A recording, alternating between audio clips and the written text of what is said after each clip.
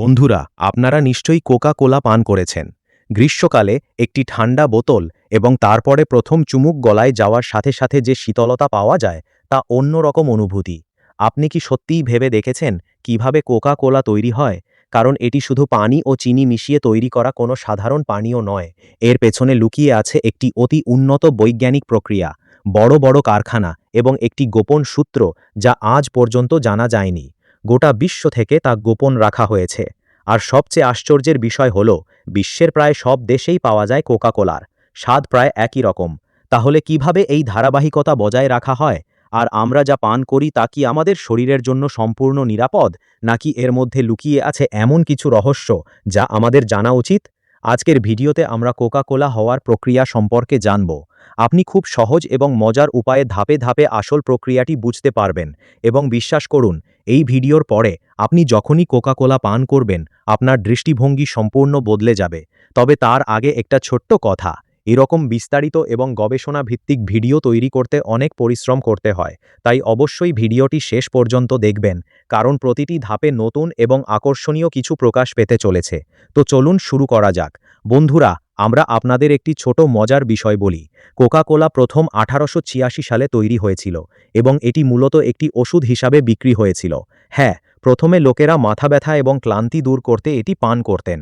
ধীরে ধীরে লোকেরা এর স্বাদ এত পছন্দ করেছিল যে এটি একটি কোমল পানীয়তে পরিণত হয়েছিল এবং আজ এটি বিশ্বের সর্বাধিক বিক্রিত পানীয়গুলির মধ্যে একটি। কল্পনা করুন যে একটি ছোট ওষুধ দিয়ে শুরু হয়েছিল, এখন তার মূল্য বিলিয়ন ডলার। একটি শিল্প গড়ে উঠেছে। বন্ধুরা, কোকা কোলা তৈরির পুরো প্রক্রিয়াটি আরও ভালোভাবে বোঝার জন্য আমরা এটিকে 4টি ভাগে ভাগ করেছি। প্রথম, উপকরণ, অর্থাৎ এতে কি রাখা হয়েছে। দ্বিতীয়, প্রকৃত উৎপাদন প্রক্রিয়া। তৃতীয়, বোতলজাতকরণ এবং প্যাকেজিং। প্রথমে আসুন উপাদান সম্পর্কে কথা বলি। বন্ধুরা, কোকা কোলার প্রায় 80 থেকে 90% জল, কিন্তু এটা স্বাভাবিক পানি নয়। কারখানায় আসা পানি প্রথমে কয়েক ধাপে পরিষ্কার করা হয়। প্রথমে এটি বড় ফিল্টারগুলির মধ্য দিয়ে চলে যায়, যেখানে মাটি, ধুলো এবং ছোট কণাগুলি সরানো হয়। সক্রিয় কার্বন ফিল্টার ব্যবহার করা হয়, যা জল থেকে খারাপ গন্ধ এবং অবাঞ্ছিত রাসায়নিক অপসারণ করে। তারপরে আসে বিপরীত অসমোসিস প্রক্রিয়া, যেখানে জল এত সূক্ষ্ম স্তরে পরিষ্কার করা হয় যে এতে উপস্থিত খুব ছোট কণাগুলি সরানো হয়, অমেধ্য দূর হয় এবং অবশেষে প্রয়োজনীয় খনিজগুলি আবার যোগ করা হয়, যাতে স্বাদ সর্বত্র একই থাকে। এবং বন্ধুরা, এটি এমন একটি পদক্ষেপ যেখানে সংস্থাগুলি সবচেয়ে বেশি মনোযোগ দেয়, কারণ জলের স্বাদ বা গুণমান যদি সামান্যও পরিবর্তিত হয়, তবে পুরো পানীয়ের স্বাদই বদলে যেতে পারে। সেজন্য প্রতিটি কারখানায় স্থানীয় পানি সরাসরি ব্যবহার না করে প্রথমে সম্পূর্ণ নিরপেক্ষভাবে তৈরি করা হয়। এটি পরীক্ষা করা হয় এবং তারপর স্ট্যান্ডার্ড পরীক্ষা অনুযায়ী প্রস্তুত করা হয়। এর মানে আসলে কোকা কোলার স্বাদ শুধুমাত্র জল দ্বারা নিয়ন্ত্রিত হয়। এই কারণেই কোকা কোলার স্বাদ দিল্লি বা দুবাইতে প্রায় একই রকম। এবার চিনির কথা বলা যাক। কোকা কোলার মিষ্টতা হয় সাধারণ চিনি বা কিছু দেশে উচ্চ ফ্রুক্টোজ কর্ন সিরাপ থেকে। এই সিরাপ আসলে ভুট্টা থেকে তৈরি করা হয়, যা থাকে রাসায়নিক প্রক্রিয়ার মাধ্যমে গ্লুকোজ ফ্রুক্টোজে রূপান্তরিত হয়। ফ্রুক্টোজ খুব মিষ্টি, তাই এটি অল্প পরিমাণেও বেশি মিষ্টি দেয়।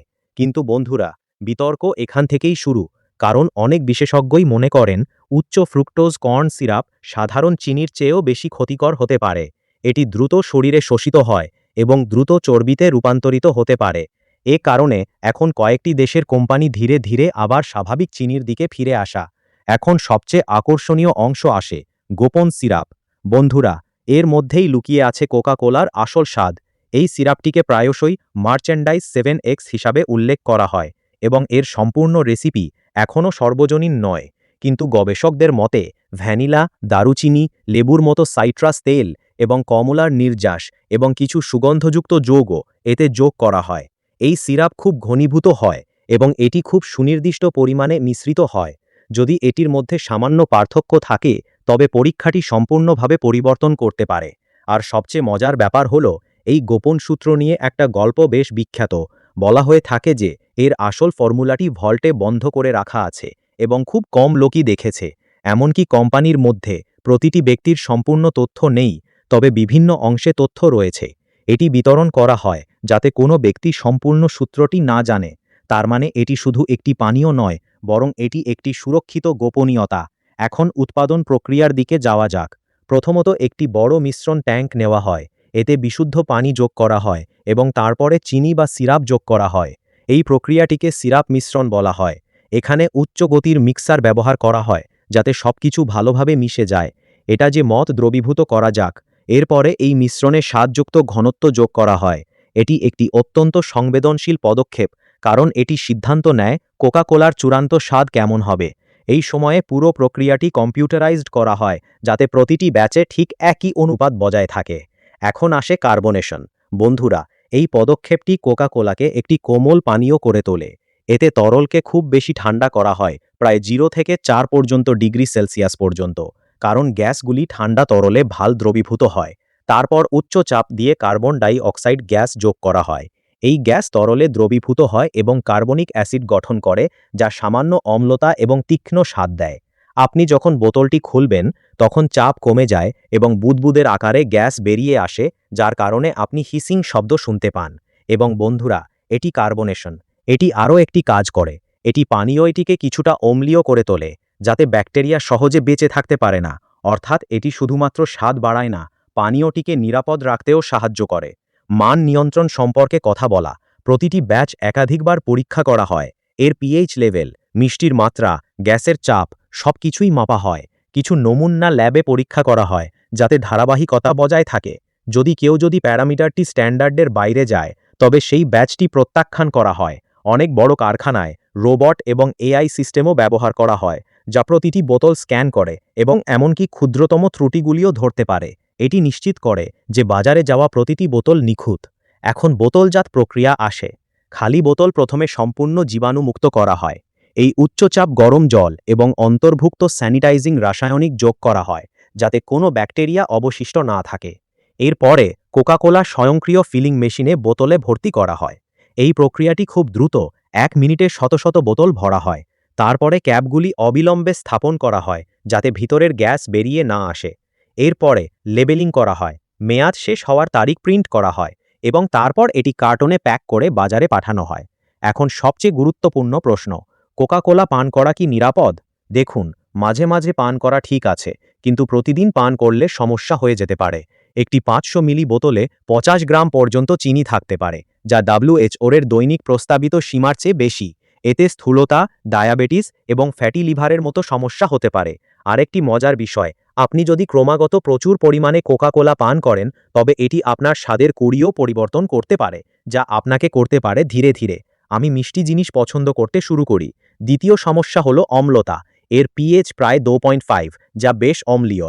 এটি ধীরে ধীরে দাঁতের এনামেলের ক্ষতি করতে পারে। তৃতীয়ত, ক্যাফেইন। এটি স্নায়ুতন্ত্রকে উদ্দীপিত করে, কিন্তু অতিরিক্ত গ্রহণ করলে উদ্বেগ, ঘুমের সমস্যা এবং হৃদস্পন্দন বৃদ্ধি পেতে পারে। এবার আসি ডায়েট কোকের কথা। চিনির পরিবর্তে এতে রয়েছে আসপারটাম বা কৃত্রিম মিষ্টি সুক্রালোজ যোগ করা হয়। এর সুবিধা হলো এতে খুব কম ক্যালোরি রয়েছে, কিন্তু কিছু গবেষণা অনুসারে প্রচুর পরিমাণে কৃত্রিম মিষ্টিও শরীরের উপর নেতিবাচক প্রভাব ফেলতে পারে। কিছু লোক এও বিশ্বাস করে যে ডায়েট ড্রিঙ্কগুলি মস্তিষ্ককে বিভ্রান্ত করে, কারণ তারা মিষ্টি স্বাদের কিন্তু ক্যালোরি সরবরাহ করে না, যা ক্ষুধার সংকেতকে বিরক্ত করতে পারে। যদিও এ নিয়ে গবেষণা এখনও চলমান রয়েছে এবং বিজ্ঞানীদের বিভিন্ন মতামত আছে। এখন পরিশেষে এর ভেরিয়েন্ট সম্পর্কে কথা বলা যাক।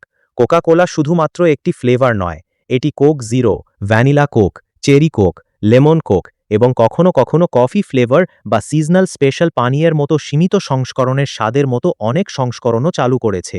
এবং সংস্থাটি কেবল স্বাদে নয়, প্যাকেজিংয়েও পরীক্ষা চালিয়ে যাচ্ছে। কখনো ব্যক্তিগত নামের বোতল, আবার কখনো বা বিশেষ উৎসব সংস্করণ, যাতে মানুষ একটি নতুন অভিজ্ঞতা পায়। আমরা যদি পুরো ঘটনাটি এক লাইনে বুঝতে পারি, কোকা কোলা একটি অত্যন্ত নিয়ন্ত্রিত বৈজ্ঞানিক প্রক্রিয়ার ফলাফল, যেখানে প্রতিটি ড্রপ নির্ভুলতার সাথে প্রস্তুত করা হয়। কিন্তু বন্ধুরা, আর একটা কথা, আজ পৃথিবী দ্রুত বদলে যাচ্ছে। মানুষ এখন স্বাস্থ্যকর বিকল্পের দিকে অগ্রসর হচ্ছে। তাই কোকা কোলার মতো কোম্পানিগুলিও এখন কম চিনি নেই এবং প্রাকৃতিক উপাদান গ্রহণ করছে। ভিত্তিক পানীয় নিয়ে কাজ করা। এর মানে এই পানীয়টিও ভবিষ্যতে পরিবর্তন হতে পারে। তো বন্ধুরা, পরের বার যখন আপনি কোকা কোলা পান করবেন, শুধু এর স্বাদ উপভোগ করবেন না, বরং এর পিছনে কতটা বিজ্ঞান, প্রযুক্তি এবং লুকানো তথ্য কাজ করছে তা নিয়েও ভাবুন। বন্ধুরা, এই ছিল কোকা কোলার বিস্তারিত গল্প। আপনি কোন শহর থেকে এই ভিডিওটি দেখছেন এবং এই তথ্যটি আপনার কেমন লেগেছে তা কমেন্টে জানান। ভিডিওটি ভালো লেগেছে, যদি তাই হয় তাহলে অনুগ্রহ করে লাইক করুন এবং এই ধরনের তথ্যপূর্ণ ভিডিও পেতে চ্যানেলটি সাবস্ক্রাইব করতে ভুলবেন না। এখন আমি চলে যাওয়া পর্যন্ত আপনি অবশ্যই এই দুটি ভিডিও দেখুন। ভিডিওগুলি খুব ভাল। এই ভিডিওটি দেখার জন্য আপনাকে অনেক ধন্যবাদ।